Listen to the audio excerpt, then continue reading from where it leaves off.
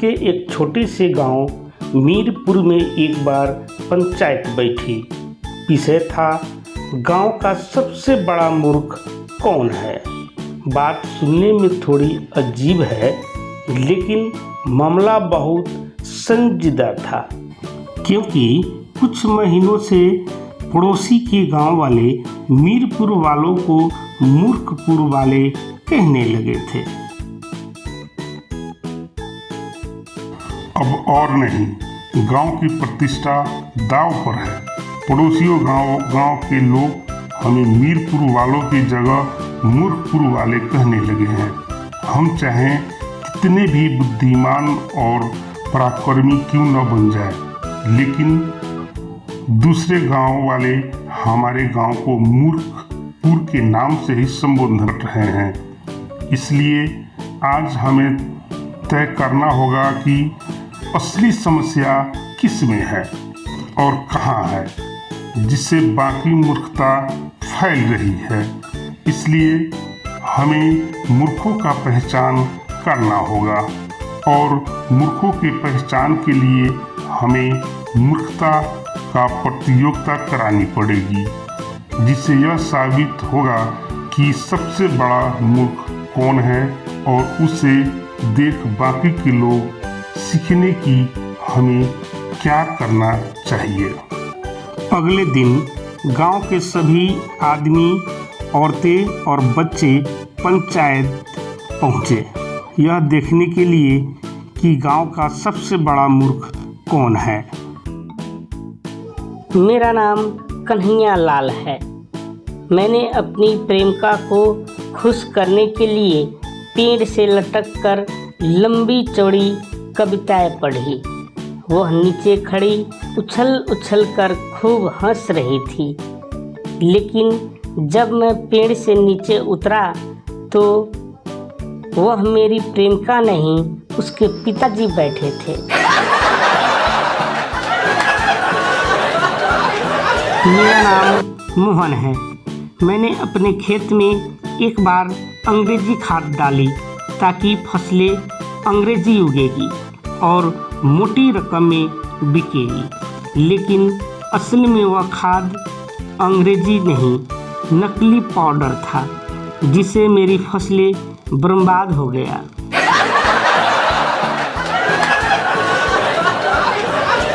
मेरा नाम सुमेश्वर पंडित है।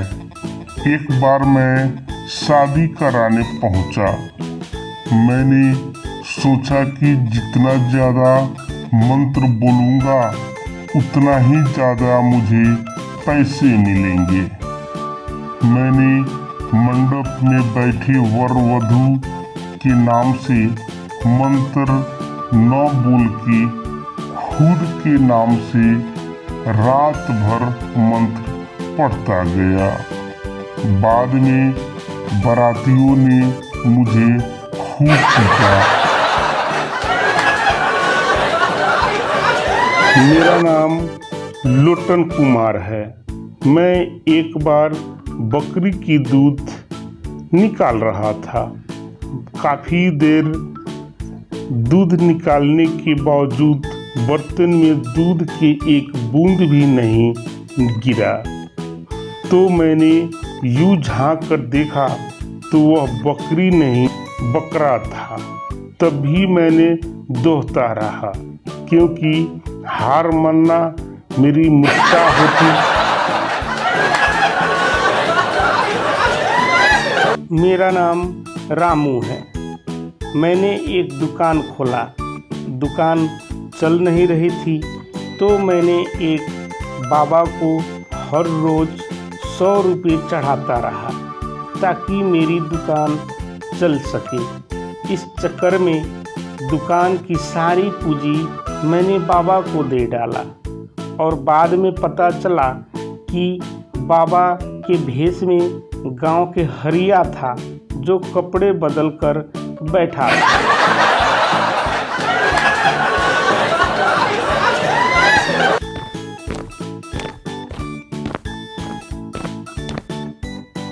मेरा नाम मोहन लाल है। मैंने अपना पूरा जीवन बच्चों के लिए जिया। बच्चों के खुशियों के आगे अपनी सारी इच्छाएं और सपने को दफन कर दिया।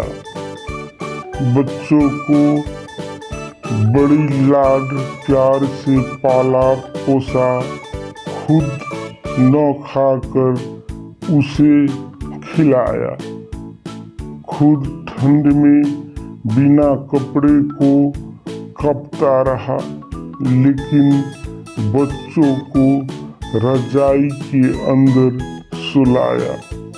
अपनी कमाई और दादा बाबा की संपत्ति बेचकर पढ़ाया लिखाया, ताकि एक दिन मेरा नाम रोशन करेगा और मेरा बुढ़ापा का सहारा बनेगा। लेकिन मुझे क्या पता था कि वही बच्चे एक दिन मरने के लिए मुझे सड़क पर छोड़ देंगे। जिस घर को मैंने खून पसीने से बनाया, उसी घर से एक दिन धक्के मारकर बाहर निकाल देगा। घूट घूट कर मरने के लिए। अब जब पत्नी साथ नहीं रही, पैसे नहीं रहा, जमीनें नहीं रही, यहाँ तक कि अपना नाम भी नहीं रहा, जब मेरा कुछ रहा ही नहीं, तब मुझे समझ आया मैं ही सबसे बड़ा मूर्ख हूँ। एक बाप दुनिया का सबसे बड़ा मूर्ख होता है, जो बिना कुछ सोचे समझे अपना सब कुछ बच्चों के नाम कुर्बान कर देता है, पर खुद को कभी संवारने की कोशिश नहीं करता। सभा में सन्नाटा छा गया। सरपंच कुछ देर चुप रहे और फिर बोले, आज मुझे एहसास हुआ मूर्खता केवल मजाक नहीं होती। सबसे बड़ी मूर्खता होती है जब कोई व्यक्ति जीवन भर अपने आप को भूलकर बिना स्वाभिमान, बिना आत्मबोध के जीना सबसे बड़ा मूर्खता होता है। पिता कितना सुंदर और सुहाना शब्द है, लेकिन जितना सुंदर ये शब्द है, उतना ही निस्वार्थ और प्रेम के प्रतीक होते हैं।